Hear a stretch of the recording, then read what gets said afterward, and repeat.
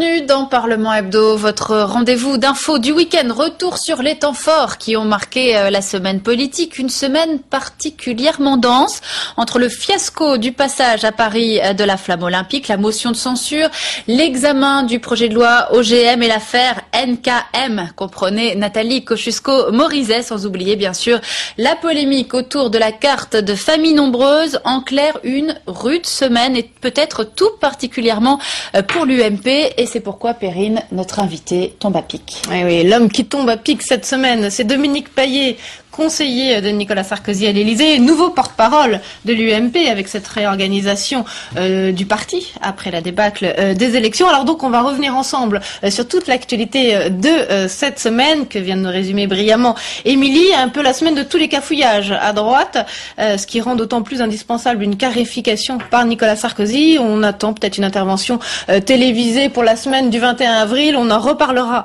plus tard, mais je vous propose tout de suite d'aborder la semaine bien sûr par la journée de lundi.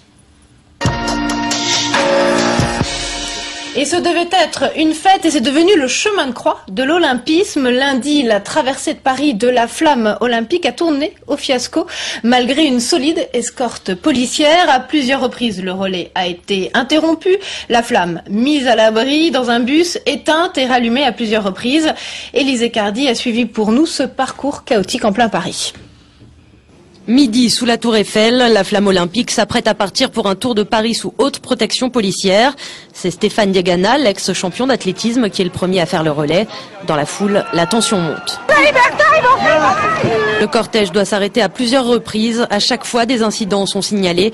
Mais Jean-Claude Killy ne regrette pas le choix du comité olympique. Il y avait une décision à prendre à ce moment-là et le CIO l'a pris, je crois, de manière magnifique, en attribuant les Jeux à la Chine. Au même moment, au Trocadéro, des militants des droits de l'homme se mobilisent. Plusieurs centaines de personnes réunies pour alerter sur la situation au Tibet. Mais là aussi, la police a des directives. La police est là. Nous n'avons pas le droit de passer. Nous n'avons pas le droit de rentrer chez nous. Nous n'avons pas le droit de prendre tout ça. Ils confisquent le moindre truc qui rappelle la manifestation pour le Tibet. C'est absolument scandaleux. Voilà. Des personnalités politiques de droite, de gauche, des artistes aussi se relaient à la tribune pour demander le boycott des Jeux Olympiques. L'angoisse que j'ai, c'est qu'aujourd'hui les gens se mobilisent parce que c'est l'actualité, mais que malheureusement après les Jeux Olympiques, il n'y aura plus d'informations. Et c'est là que j'ai très peur. C'est pour ça qu'il faut absolument que des décisions soient prises avant.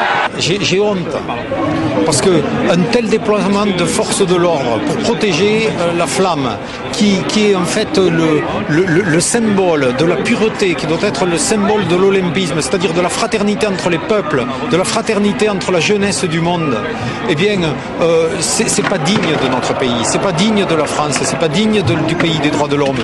À 14h, on murmure que la flamme a été éteinte. Plus tard, on apprendra qu'elle a été mise en sécurité dans un bus. Ce soir, l'organisation a jeté l'éponge.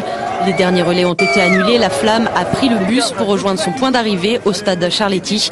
De toute façon, avec au moins 8 interpellations dans la journée, le passage de la flamme aujourd'hui, c'était tout sauf la fête.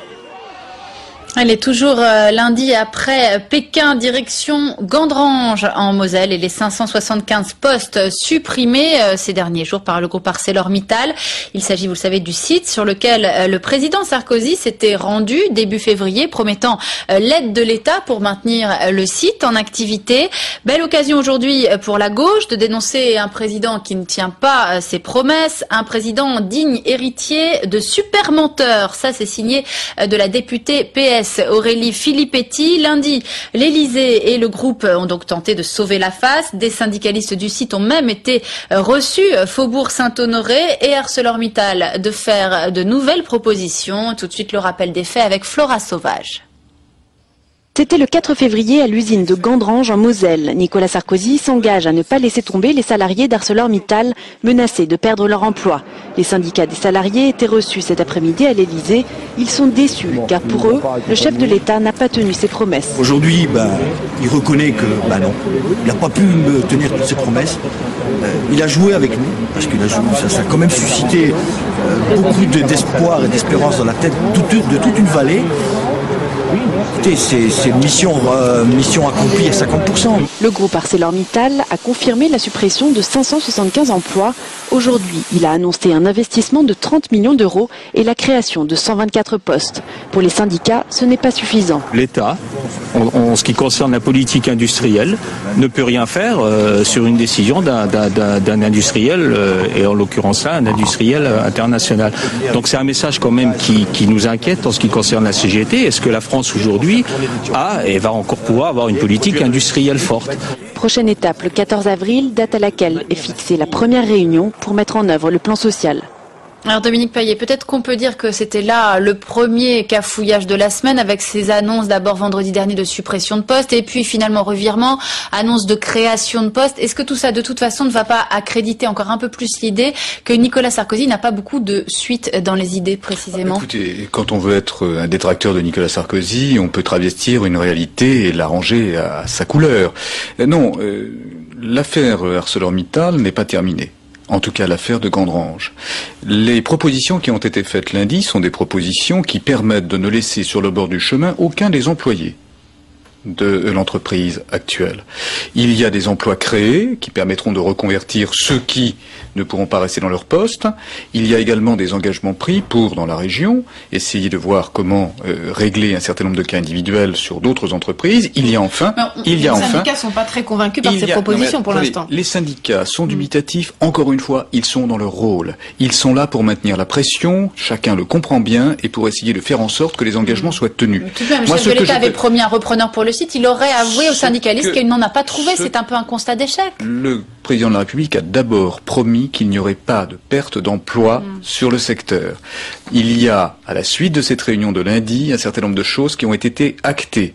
À la fois des créations nouvelles dans des domaines d'activité qui restent dans la sidérurgie, avec donc l'engagement de Mittal, des perspectives de création à moyen terme de structures qui permettront de reconvertir toujours sur les métiers qui gravitent autour de la sidérurgie un certain nombre de personnels si c'était nécessaire, et on fait un engagement à regarder dans les entreprises alentours comment faire en sorte qu'il n'y ait plus personne qui reste sans emploi à l'issue du processus. Il n'est pas question d'investir des fonds publics. Alors écoutez, il n'y avait pas de repreneur. Le président de la République l'a dit, il faut lui en reconnaître l'honnêteté de mettre les cartes sur la table. Il s'est battu, il n'a pas trouvé de repreneur. Pour autant, il n'y aura pas de casse sociale, si vous me permettez cette expression. Allez, on continue cette journée de lundi avec une question autour de l'UDF. Peut-elle renaître de ses cendres? C'est en tout cas le souhait de Jean Arthuis, déçu par le MoDem. Le week-end dernier, le sénateur centriste a claqué la porte du parti de François Bayrou, dont il juge la politique illisible. Mais l'UDF existe-t-elle encore? À qui appartiennent ses statuts et ses locaux? L'enquête de Nicolas Béard. L'UDF est-elle encore en vie? Statutairement, le MoDem l'a remplacée depuis le congrès fondateur de décembre dernier. Mais légalement, elle subsiste encore comme l'une des composantes du mouvement démocrate. Composante que le sénateur Jean Arthuis aimerait voir revenir sur le devant de la scène politique. Comme d'autres parlementaires d'ailleurs qui avaient déjà quitté François Bayrou pour la majorité présidentielle. Nouveau centre, s'ils pouvaient changer de nom et s'appeler UDF, seront tous preneurs. Ça, c'est évident que c'est le rêve de chacun d'entre nous. Est-ce que juridiquement c'est possible? Pour le moment, on a l'impression que non. En fait, nous sommes d'abord UDF. Le nouveau centre n'est que l'UDF reconstitué, sauf qu'elle n'a pas le nom, parce que juridiquement, elle ne peut pas le contrôler. Autre problème, les locaux du MoDem, à Paris, rue de l'Université. Si l'UDF retrouve une autonomie politique, elle pourrait en réclamer restitution. D'après Jean Arthuis, ces locaux appartiennent à l'UDF. Le sénateur de la Mayenne étudierait déjà les moyens juridiques pour régler la question. Monsieur Arthuis veut ouvrir le débat. Je pense qu'il a sa manière d'entrer dans le débat. Il y a d'abord un problème de fond, un problème politique de fond en France, qui est celui de savoir comment on structure une famille centriste, indépendante et forte. Ça, c'est la question de fond. Alors, parlons de la question de fond. Qu'on y entre par des problèmes immobiliers ou par d'autres entrées, bon, c'est un peu anecdotique. À l'initiative de François Bayrou, un comité directeur de l'UDF se réunira le 16 avril. Ce comité regroupe une vingtaine de personnes pour veiller aux intérêts juridiques, matériels et moraux de l'UDF. C'est le moment. Et on reviendra un petit peu plus tard dans la semaine sur justement l'avenir du centre. Et également Dominique Paillet sur une note qui vous a été attribuée à tort ou à raison, on verra, sur l'avenir de François Bayrou. Est-ce qu'il reste l'homme à abattre ou non à droite? On en reparlera un peu plus tard. Tout de suite, je vous propose de regarder la journée de mardi. Mardi, affluence des grands jours à l'Assemblée nationale pour la première motion de censure du quinquennat Sarkozy. Ciblée sur l'atlantisme présumé de la politique étrangère du gouvernement, le texte rédigé par les socialistes a sans surprise été rejeté. La gauche a fait le plein de ses voix, mais elle a échoué en revanche dans sa stratégie de rallier la droite souverainiste. Et puis, c'est un François Fillon très en verve qu'on a pu entendre ce jour-là dans l'hémicycle. Tout de suite, retour sur cette journée de censure avec Anaïs Goubatian. Le Parti socialiste a décidé de censurer le gouvernement. Motif, sa position en Afghanistan. Nicolas Sarkozy aurait des ambitions atlantistes. L'opposition ne manquait pas de raisons pour mettre en cause aujourd'hui la responsabilité de votre gouvernement. Et pourtant, nous avons voulu placer notre débat d'aujourd'hui de censure sur les graves décisions que le président de la République vient de prendre à l'occasion du sommet de l'OTAN à Bucarest. François Hollande aurait préféré élargir le débat et en profiter pour sanctionner le gouvernement sur sa politique économique. Mais c'est finalement Laurent Fabius qui a eu gain de cause. L'ancien Premier ministre a réussi à rallier tous les courants du Parti socialiste. La question centrale pour les Français, c'est le pouvoir d'achat. Donc, disait François Hollande et quelques autres, parlons du pouvoir d'achat. Et d'autres, dont Laurent Fabius, disaient concentrons-nous sur ce qui est dans l'actualité, c'est-à-dire l'OTAN et l'Afghanistan. Bon, moi je trouve que c'est une position raisonnable. Attaquer le gouvernement sur sa politique extérieure reste un pari risqué. Dans son discours, François Fillon a donné une leçon de géopolitique à la gauche en pointant ses incohérences en matière de politique internationale. Il cite Laurent Fabius, Lionel Jospin et surtout François Mitterrand. Lorsqu'il approuva en 1983, et ceci fort légitimement, l'installation des fusées américaines Pershing 2. Cela m'a valu, écrit-il, d'être accusé d'atlantisme, sous-entendu de soumission aux desseins de M. Reagan. L'atlantisme comme péché, ajoutait-il, voilà Tartuffe qui se confesse. Les députés socialistes ont perdu la face. La motion de censure devait offrir une tribune à l'opposition. C'est finalement la majorité qui en a profité. À la sortie de l'hémicycle, dans les couloirs du Palais Bourbon, la déception chez les socialistes était palpable. Nous avons peut-être offert au Premier ministre des bâtons pour nous faire battre. Nous aurions dû, encore une fois, rester sur les sujets économiques et sociaux. Vous savez, une motion de censure des socialistes, ça tombe toujours bien. Parce que c'est une excellente occasion pour nous de mettre les pieds dans le plat, de tordre le cou à toute cette désinformation auquel se livrent les socialistes et puis de les mettre devant leurs contradictions. Paris manqué donc pour les socialistes. Dernière solution pour eux, attaquer la politique du gouvernement, mais cette fois sur les questions économiques et notamment sur le pouvoir d'achat. Alors Dominique Paillet, vous qui on le sait êtes un fin stratège, est-ce que vous pensez qu'effectivement la gauche a peut-être commis une erreur tactique en ciblant sa première motion de censure sur ce sujet de la politique étrangère et pas sur le bilan économique et social du gouvernement? Là, ça aurait d'ailleurs été peut-être plus difficile pour la majorité. Écoutez, j'observe que vos commentaires sont très objectifs et quand on voit la tête de ceux qui sortent à gauche de l'hémicycle, on s'aperçoit qu'effectivement ça a été une journée difficile pour le Parti socialiste. Pourquoi ?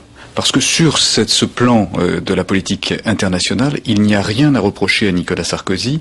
Il avait annoncé clairement la couleur. Il avait annoncé clairement la couleur pour ce qui concernait l'Europe de la défense. Il avait annoncé clairement la couleur pour le passage ou le réintégration du commandement intégré de l'OTAN. Dans l'hypothèse, pendant sa campagne, Nicolas Sarkozy avait dit que la France n'avait pas vocation à pérenniser sa présence en Afghanistan. Donc là, on renforce les troupes. En quoi est-ce qu'on voyait aujourd'hui 700 soldats complémentaires est contradictoire avec ce qu'il a dit. Nous n'avons pas vocation à y rester de manière longue, voire éternelle, mais pour autant nous ne pouvons pas quitter un pays dans lequel nous sommes solidaires de nos alliés européens avant que le travail ait été convenablement fait. Et le travail convenablement fait, c'est installer d'une manière pérenne le gouvernement démocratique d'Afghanistan, de Karzai, dans sa capacité à assurer la défense de son propre territoire, et deuxièmement, chasser autant que faire se peut et les arrêter, les talibans qui sont, comme on le sait, le berceau et ça, des selon vous, terroristes internationaux. Ça, selon vous, ça ne froisse pas le côté un peu gaulois des Français, de l'opinion publique, quand ils entendent que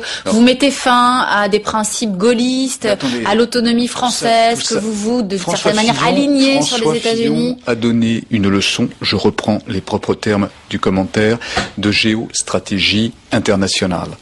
Nous sommes depuis 1995 dans toutes les opérations militaires de l'OTAN, toutes. pas une seule exception. Nous sommes également aux commandes des opérations militaires de l'OTAN sur un certain nombre de théâtres d'opérations, avec l'accord des Américains. Ce que dit Nicolas Sarkozy, c'est qu'il faut tirer de cette situation des conclusions simples. On rentre à l'intérieur du commandement intégré avec une défense européenne beaucoup plus intégrée elle-même et on pèsera davantage dans les décisions stratégiques et pour autant nous garderons notre indépendance parce que notre force de frappe nucléaire ne sera pas concernée par cette intégration. Allez, on change de sujet avec maintenant ce projet pour Paris et sa proche banlieue, un projet qui se veut une rupture. Le sénateur Philippe Dallier a présenté mardi son plan pour le Grand Paris. Il prévoit notamment la fusion entre la capitale et les 4 départements de la Petite Couronne. Mais ces propositions sont loin de faire l'unanimité, y compris à droite. Nicolas Béard.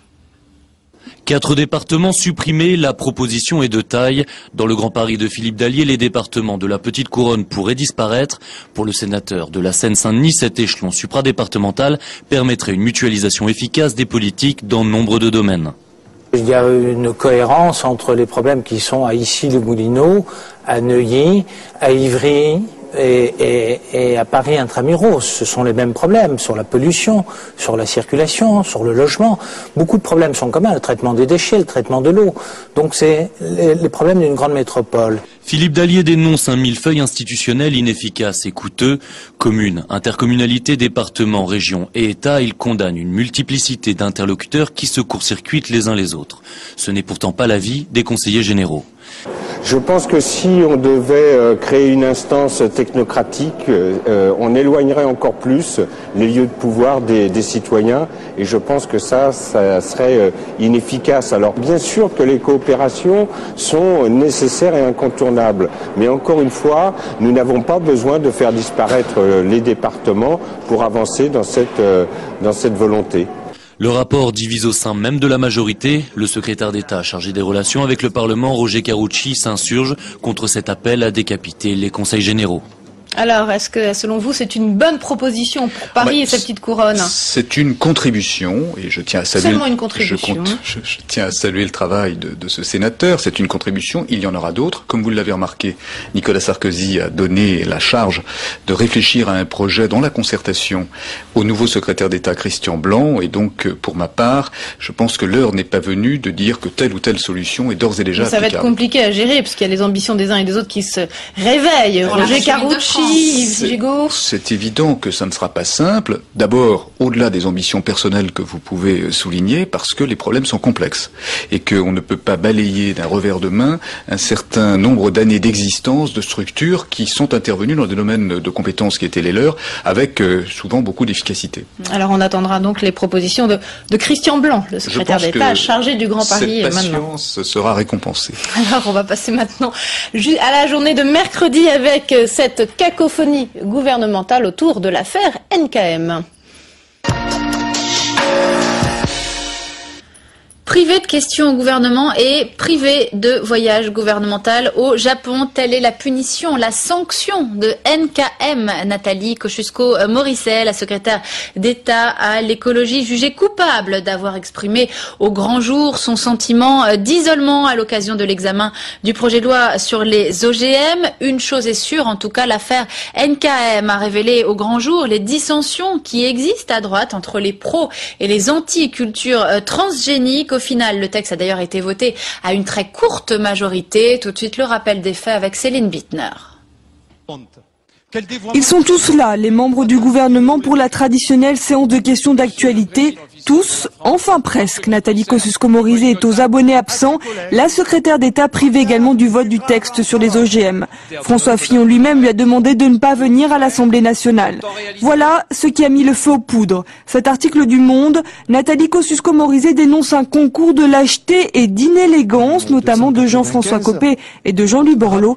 Hier déjà, elle attaquait nommément le président du groupe UMP à l'Assemblée nationale. Moi, ce que je vois, c'est qu'il y a une tentative de dérivation de la part de certains responsables du groupe, et notamment de la part de son président Jean-François Copé, qui porte une lourde responsabilité dans la façon dont les débats se sont engagés. Des propos qui ne passent pas dans les rangs de la majorité. Les propos de Nathalie m'ont profondément attristé, d'abord à titre personnel, et puis ensuite, parce que à titre personnel c'est une chose, mais enfin aussi m'ont beaucoup attristé pour l'ensemble de mes amis députés, parce que nous essayons de faire notre travail le mieux possible. Une réunion en urgence du groupe UMP est donc organisée. François Fillon demande des excuses publiques de la secrétaire d'État qui finit par s'exécuter. Écoutez, elle s'est excusée, l'incident est clos et avec le temps, la peine s'atténuera. Voilà. Un incident clos, pas tout à fait, pour certains députés UMP qui ont demandé la démission de la secrétaire d'État. Je trouve l'acte de Nathalie Kosciusko-Morizet assez grave pour ma part, parce que je considère que ce n'est pas un dérapage, c'est un acte de sa part tout à fait rationnel. Elle joue la démocratie d'opinion contre le Parlement. Finalement, Nathalie Kosciusko-Morizet a pu trouver du soutien dans les rangs de l'opposition. À gauche, on salue sa liberté de parole. On lui a demandé des excuses publiques sous la force, en vérité, sinon toutes les conséquences en seraient tirées. Ça veut dire qu'on lui demanderait de démissionner du gouvernement. Je crois que c'est une attitude qui en démocratie n'est pas acceptable. Il est normal que dans un gouvernement, tous les ministres ne soient pas à la botte forcément du Premier ministre. Une crise gouvernementale qui va laisser des traces. Après sa promotion par Nicolas Sarkozy au sein de l'UMP, Nathalie Kosciusko-Morizet est sanctionnée par François Fillon. Elle est privée de voyage au Japon avec le Premier ministre. Mais malgré cette affaire, Nathalie Kosciusko-Morizet a été confirmée dans sa nouvelle fonction de secrétaire générale adjointe à l'UMP. Pour Jean-Pierre Raffarin, la secrétaire d'État a commis une faute, mais pas de quoi non plus exiger sa démission. Écoutez-le. Pour Nathalie Kosciusko est une fille très intelligente, c'est un ministre de qualité. Il se trouve que là, elle a dérapé, disons les choses très clairement. Elle voulait passer au vert, elle est passée au rouge. On lui enlève quelques points, mais il ne faut pas lui enlever le permis. C'est un dérapage, il est comme cela, elle s'est excusée, je crois que c'est important. Il est clair qu'il y a eu du désordre au Parlement, à l'Assemblée nationale sur ce sujet. Et la sagesse sénatoriale, la semaine prochaine, remettra ce texte dans le bon sens. Alors, remettre ce texte dans le bon sens, ça veut dire quoi, Dominique Paillet? Que tout ce qui avait l'air effectivement d'avoir été ajouté à l'Assemblée, qui allait dans le sens du Grenelle de l'environnement, va de nouveau être détricoté? Ce qui va dans le sens du Grenelle de l'environnement, c'est la proposition et les arbitrages du gouvernement. Ni plus, ni moins. Donc remettre le texte dans le bon sens, c'est se rapprocher le plus possible du texte que le gouvernement avait soumis à l'Assemblée nationale. Et donc nous allons voir ce qu'il va advenir du dit texte au Sénat. Ce que je crois, c'est que cette affaire a été effectivement montée en épingle. Nathalie Kosciusko-Morizet... Montée en épingle par qui? Elle a été dans le chaudron qu'est l'Assemblée nationale. Et avec l'écho journalistique qui est donné aux événements qui s'y déroulent, je crois qu'on a fait d'un mouvement d'humeur une affaire d'État. Est-ce qu'on peut en vouloir Dominique Paillet à quelqu'un comme... qui est passionné. Voilà. Peut-on lui en vouloir d'être attaché à la cause environnementale et d'avoir voulu renoncer à la langue de bois dans cette affaire? Personne ne lui reproche. Ce que je peux simplement dire, c'est qu'il y a des mots qui sont ressentis comme des injures et qu'à ce titre-là, ils n'ont pas à être prononcés. Elle s'est excusée, dont acte, pour moi, l'affaire est close. Pour autant, quels que soient vos sentiments respectifs, respectez aussi ceux qui estiment que le progrès doit avoir droit de cité dans notre pays et qui, à ce titre-là, défendent la culture encadrée d'OGM pour que nous ne prenions pas de retard sur la scène internationale dans un domaine où nous avons été longtemps très performants. Qui va défendre au Sénat pour la seconde lecture la semaine prochaine le texte dans l'hémicycle? Est-ce que ce sera Nathalie Kosciusko-Morizet ou Jean-Louis Borloo? On l'a très peu vu, que ce soit au Sénat ou à l'Assemblée nationale, dans les hémicycles pour défendre ce texte. Je souhaite à titre personnel que les deux soient dans l'hémicycle à ce moment-là. Il n'y a aucune raison que Nathalie Kosciusko-Morizet n'y soit pas. Il n'y a aucune raison que Jean-Louis Borloo ne soit pas à ses côtés pour défendre ce texte. Ce sera la meilleure démonstration de l'unité et de la cohérence du gouvernement. Dernière question, il y a vraiment une lisibilité de l'action gouvernementale en matière environnementale après cette affaire? Il n'y a pas quand même un décalage entre les grandes ambitions annoncées du Grenelle de l'environnement et puis ce à quoi on assiste aujourd'hui? Mais pas du tout, je crois qu'il y a une cohérence totale. Et ce projet de texte n'est que la transposition d'une directive européenne qui, point par point, dans ce que le gouvernement avait demandé, respectait le Grenelle de l'environnement. Basta così. Bougez plus pour gagner plus. C'est le principe du texte sur la mobilité des fonctionnaires adopté mercredi en Conseil des ministres. Ils sont seulement 5% à changer de poste aujourd'hui. Alors pour les inciter à bouger, le gouvernement va prendre 16 mesures et proposer notamment un pécule de départ, c'est-à-dire une aide financière pour ceux qui quittent la fonction publique avec un projet professionnel. Les explications d'Élysée Cardier. Proposer un pécule jusqu'à 2 ans de salaire pour les fonctionnaires qui voudraient intégrer le privé à condition qu'ils présentent un projet sérieux. La mesure est mise en avant comme un vrai progrès, mais selon le ministère des Finances, seulement 10% des fonctionnaires pourraient être intéressés. Je pense que ce sera extrêmement marginal. Car quand on rentre dans la fonction publique, c'est pas pour devenir chef d'entreprise, on peut changer de métier. Mais enfin, nous ne sommes pas aux États-Unis et la culture n'est pas la même. Mais bon, si après tout, certains ont envie de changer de métier, se reconvertir, ils ont tout à fait le droit.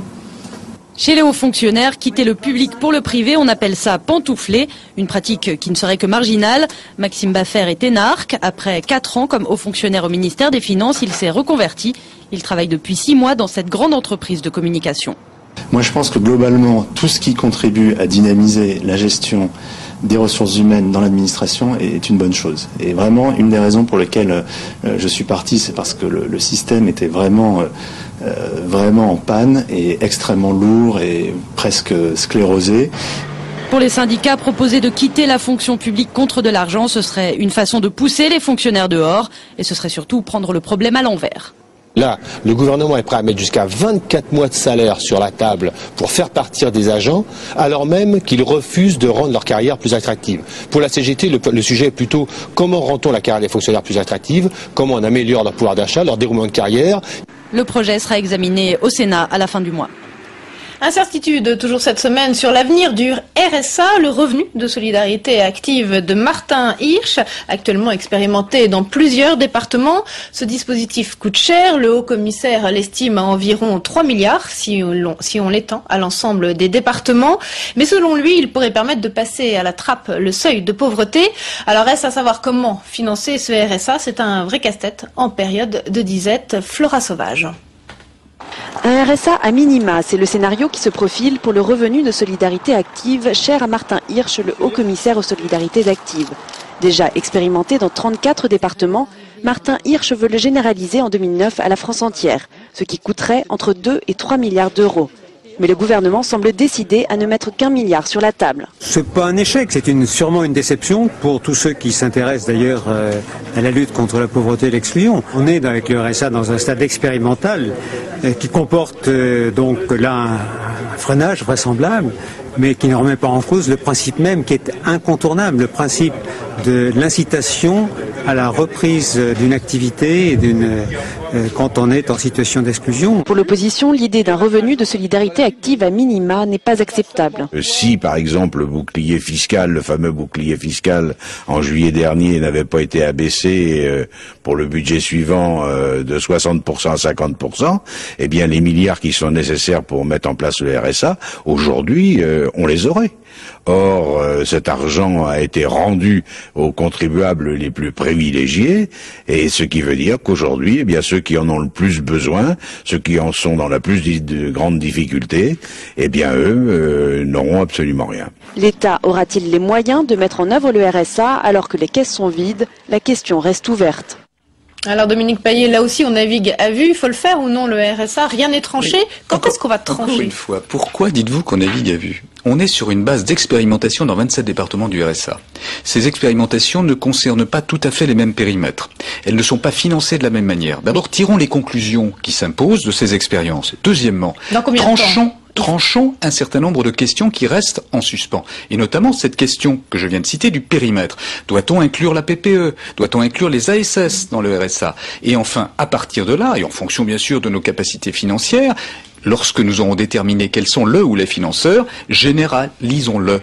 Le président de la République a dit que le RSA serait fait, mis en place et généralisé. Il a donné une date 2009. Je crois que l'essentiel, c'est d'attendre et de réfléchir à la meilleure formule à mettre en place. Allez, on continue. Et dans la série, la vie économique et sociale de la majorité est loin, très loin d'être un long fleuve tranquille. Mercredi, le très calme et pondéré président socialiste de la Commission des finances à l'Assemblée, Didier Migaud, s'est offert une attaque en règle contre le dispositif Heursup du paquet fiscal.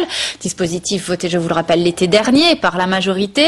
Un rapport s'appuyant sur un groupe d'experts qui démontre l'inefficacité du dispositif. Un rapport qui a d'ailleurs fait la une du journal Le Monde mercredi. Une brandie jusque dans l'hémicycle par toute l'opposition. Et l'occasion, vous allez l'entendre, d'une très jolie passe d'armes entre Didier Migaud et la ministre de l'économie, Christine Lagarde. On regarde. Madame la ministre, je suis prêt à un débat contradictoire avec vous quand vous voulez. La question n'est pas que ça plaise ou non. La question est également non plus de ne pas affirmer, mais de prouver, de démontrer. Et on ne peut pas vouloir une évaluation systématique des politiques publiques sans également s'interroger sur l'efficacité des dépenses fiscales que vous avez fait voter par le Parlement en juin dernier. Avant de crier à l'inefficacité par journal du soir interposé, bien sûr, demandons donc aux salariés qui bénéficient des heures supplémentaires, qui bénéficient des 5 milliards d'euros que nous avons injectés dans l'économie, s'ils ne sont pas contents de pouvoir en bénéficier. Parce que 5 milliards d'euros, c'est tout simplement plus d'emplois, plus de travail, plus de salaire et plus de pouvoir d'achat. Alors ce paquet fiscal, Dominique Payet, est désormais la cible préférée des socialistes. C'est une croix un peu lourde que vous allez porter jusqu'à quand? Je crois que nous avons commis une erreur. C'est qu'au moment du paquet fiscal, nous n'avons pas su expliquer le bien fondé de ces mesures pour relancer la consommation, augmenter le pouvoir d'achat, maintenir l'activité et l'emploi. On le fait. Mais bien évidemment, comme d'habitude et de manière simpliste, le Parti socialiste a cherché le slogan le plus démagogique, c'est « vous faites des cadeaux aux riches ». Souvenez-vous, c'était « attention, la TVA sociale va être mise en place » ou « on vous prépare un plan de rigueur ». C'est classique. Les socialistes ne proposent rien, mais ils assènent un certain nombre de slogans. Au bout du compte, les Français, à mon sens, ne sont pas dupes parce qu'ils sont intelligents. Mais en l'occurrence, deux choses. Ce que dit Didier Migaud, ce sur quoi il se fonde, c'est les 3 premiers mois suivant les mesures votées par le Parlement, c'est-à-dire avant qu'elles ne rentrent réellement en œuvre. Aujourd'hui, que constate-t-on? 26% des salariés bénéficient de ces heures supplémentaires et 28% d'heures supplémentaires complémentaires, si je puis dire, par rapport à ce qui existait avant, ont été réalisées grâce à ces mesures de juillet dernier. Par conséquent, c'est une réussite qui nous a permis, de maintenir un niveau de consommation dans ce pays et donc de soutenir la croissance à une hauteur bien supérieure à celle qu'on constate dans les autres pays d'Europe. Pour moi, c'est une réussite. Nous ne sommes pas encore en vitesse de croisière. Nous y allons progressivement. Regardez les chiffres de l'emploi, jamais ils n'ont été aussi bas. C'est une preuve, par la démonstration, par les faits, comme dirait Didier Migaud, que ces mesures étaient de bonnes mesures. Allez, on passe maintenant à la journée de jeudi où il est encore question de la majorité, bien sûr. Et oui, après l'échec des élections municipales, la majorité se réorganise. Une première réunion a eu lieu cette semaine autour du président de la République pour instaurer des comités de liaison entre l'UMP et ses alliés. Les centristes approuvent tout en réaffirmant leur indépendance. Et pour la première fois, Michel Mercier, le président du groupe centriste au Sénat, était autour de la table à l'Élysée. Jusque-là, il était fidèle à François Bayrou. Maintenant, le sénateur se démarque sans pour autant rejoindre le nouveau centre. Bref, au centre, rien n'est très simple, ni très clair. Nicolas Béard. La majorité veut se renforcer au centre. Le comité de liaison mis en place par le chef de l'État doit consolider les liens entre l'UMP et ses alliés historiques, avec au premier rang le nouveau centre d'Hervé Morin. Nous voulons faire en sorte, à travers ce comité de liaison, qu'il puisse y avoir un débat en amont et qu'au lieu d'être dans la réaction, nous puissions être dans la construction et dans une construction qui nous permette de prendre les choses en amont. Aujourd'hui, le président de la République nous propose un comité de liaison qui respectera l'autonomie de chacun. Dans ces conditions, nous disons oui. Un rapprochement qui pourrait être utile à l'UMP dans la perspective des européennes de 2009 et des régionales de 2010. L'opportunité n'a pas échappé à certains parlementaires du centre. Beaucoup prennent leur distance avec François Bayrou. Michel Mercier, président du groupe centriste au Sénat, a déjà participé à la première réunion du comité de liaison. Une participation qui présage de prochains ralliements. Je pense que les sénateurs de l'Union centriste, certains d'entre eux vont nous rejoindre, certains nous ont déjà rejoints. Et le mouvement va se poursuivre, assurément. Selon une note publiée par Le Monde, un tiers des 30 sénateurs UDF seraient prêts à rejoindre le nouveau centre. D'après Hervé Morin, ces adhésions interviendront avant le congrès fondateur des 16 et 17 mai. Alors Dominique Payet, cette note de l'Élysée, elle vous a été attribuée dans cet article du Monde. Dans la stratégie que mène l'Élysée contre François Bayrou, il reste l'homme à abattre à droite. Écoutez, d'abord sur cette note, je ne l'ai pas écrite, je l'ai déjà dit, et je ne sais même pas si elle existe. En tout cas, si elle existe, je ne l'ai pas lue, je n'en ai pas été destinataire. Il n'y a pas de stratégie anti-Bayrou Non, écoutez, franchement, Le Monde devient de plus en plus, et je le regrette, un journal, comme disait Coluche, à emballer le poisson. Il n'y a pas une information qui ne puisse être démentie, on l'a vu au cours de ces derniers jours et de ces dernières semaines. Donc j'incline le rédacteur en chef à faire un peu attention à ce qu'écrivent ces journalistes, de manière à ce qu'ils ne trompent pas ses lecteurs. François Bayrou n'est pas un homme à abattre. Il se lève tous les matins en se tirant une balle dans le pied. Ça n'est pas notre problème, c'est le sien. Nous avons une majorité qui est plurielle. Elle est plurielle ou pluraliste avec des gens qui représentent le centre et de manière très diverse. Des sénateurs de l'Union du Centre, un parti, le Nouveau Centre. Il y a même des gens qui sont des sarkozystes de gauche à travers la gauche moderne de notre ami Bockel ou avec les progressistes lors de des gauche. prochaines élections devra se rassembler dans des listes communes. Écoutez, tout ce que souhaite le président de la République en mettant en place ce comité de liaison, c'est qu'il y ait une harmonisation des positions, chacun ayant bien évidemment sa sensibilité à faire valoir. C'est, je crois, une bonne préparation des futures échéances et c'est de bonne politique. Michel Mercier, aujourd'hui, il se situe où? Il appartient à la majorité présidentielle, il doit quitter le MoDem? Michel Mercier n'a jamais fait défaut à la majorité présidentielle, que ce soit dans ses votes au Sénat ou dans son comportement au Rhône-Alpes. C'est à lui à voir ce qu'il doit faire. À vrai dire, quitter le MoDem disparaît. Je ne vois pas où est le problème. Michel Mercier peut rester lui-même. Voilà, et on passe à un autre sujet. Toujours jeudi, on quitte un peu ce qui ressemble à de la politique politicienne et partisane et on retrouve les rues parisiennes avec cette forte mobilisation du mouvement lycéen jeudi qui en est à son 5e jour et compte désormais entre 19 000 et 35 000 personnes dans les cortèges. Des cortèges qui protestent contre les quelques 11 000 suppressions de postes prévues à la rentrée prochaine. Xavier Darcos, lui, reste ferme. Il considère qu'il faut réformer le lycée et que ce ne sont pas quelques postes en plus ou en moins qui vont changer la donne. De quoi mobiliser la gauche. Bien sûr, jeudi, quelques parlementaires socialistes se sont rendus dans un lycée parisien du 12e arrondissement à Paul Valéry, situé dans la circonscription de Sandrine Mazetier. La députée PS, elle comprend la colère des lycéens. On l'écoute tout de suite. Paul Valéry a perdu 30% d'heures d'enseignement depuis la rentrée 2002. C'est des adultes en moins, c'est des options en moins, ce sont des classes surchargées. Et en plus, Paul Valéry a des résultats qui sont en deçà de la moyenne parisienne et de la moyenne nationale, au brevet des collèges comme au baccalauréat. Donc Paul Valéry mériterait des efforts de la part du ministère, de la part du rectorat. Or, Paul Valéry est massacré dans sa dotation horaire globale à la rentrée prochaine, comme de très nombreux établissements de l'Est parisien.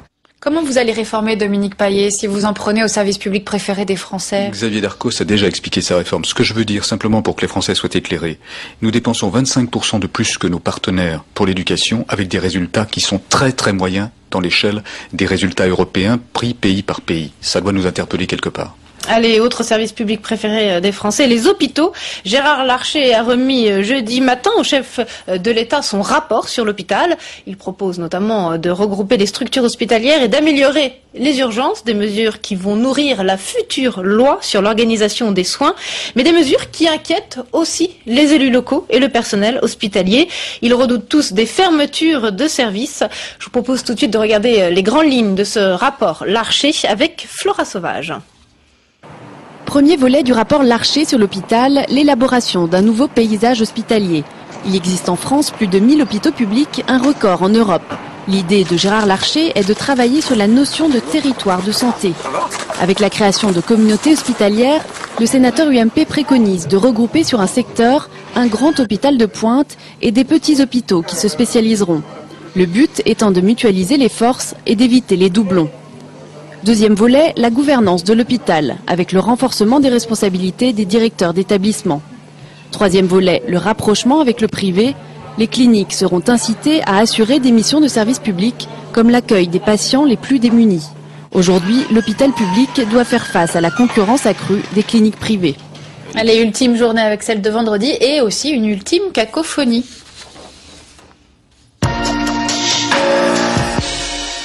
Ultime cacophonie, je le disais, celle autour de la carte de familles nombreuses. Dans le cadre de la fameuse révision générale des politiques publiques, la RGPP, l'État semblerait vouloir cesser de financer ce dispositif ancien de réduction, sauf que à droite, tout le monde cette semaine n'a pas vraiment tenu le même discours face à la levée de boucliers qu'a provoqué cette annonce. Pas mal de propos contradictoires, notamment entre les ministres Borloo et Bussereau, ainsi qu'avec le président Accoyer.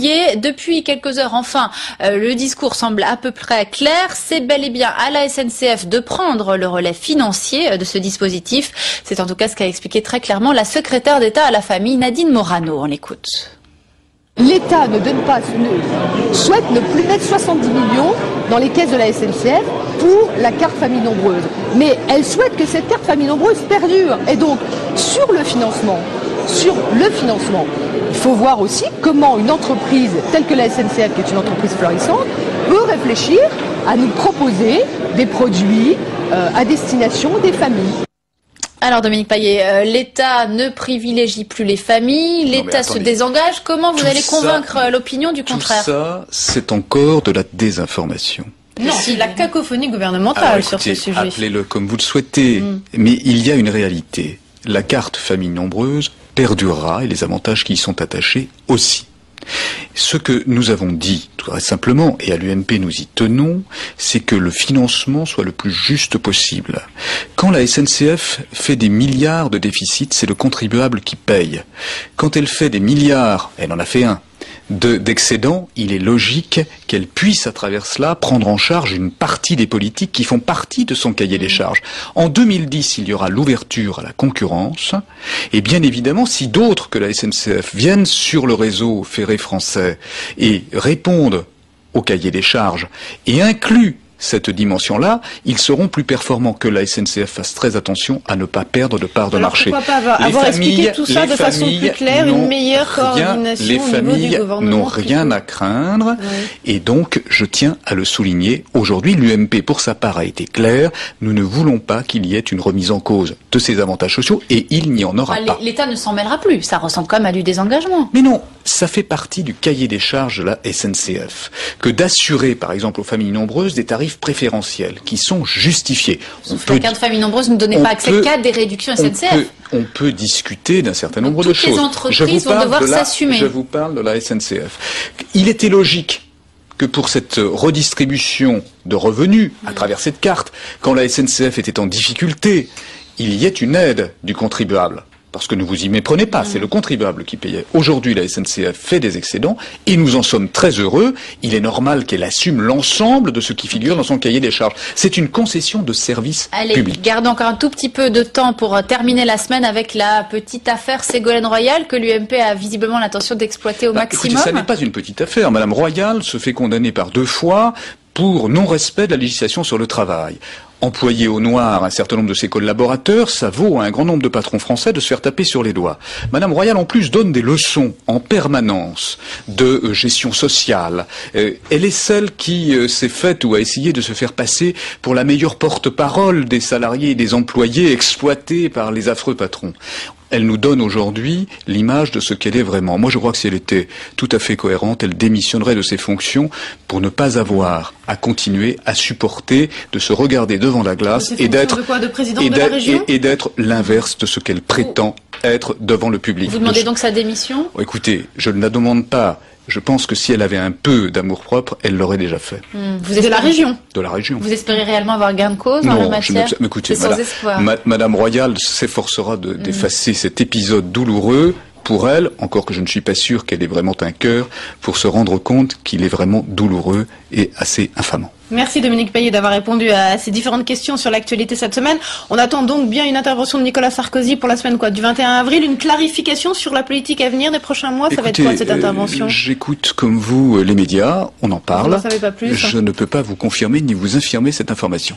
Très bien, merci. On se retrouve bien sûr la semaine prochaine pour un nouveau Parlement Hebdo avec au Sénat notamment la deuxième lecture sur le projet de loi sur les OGM. Et à l'Assemblée, Perrine en parlera. Modernisation de l'économie avec l'examen du texte défendu par Christine Lagarde et révision générale des politiques publiques avec un grand débat RGPP jeudi. Autant de sujets dont on parlera effectivement dans la prochaine émission le week-end prochain, même endroit, même heure. À la semaine prochaine. Au revoir.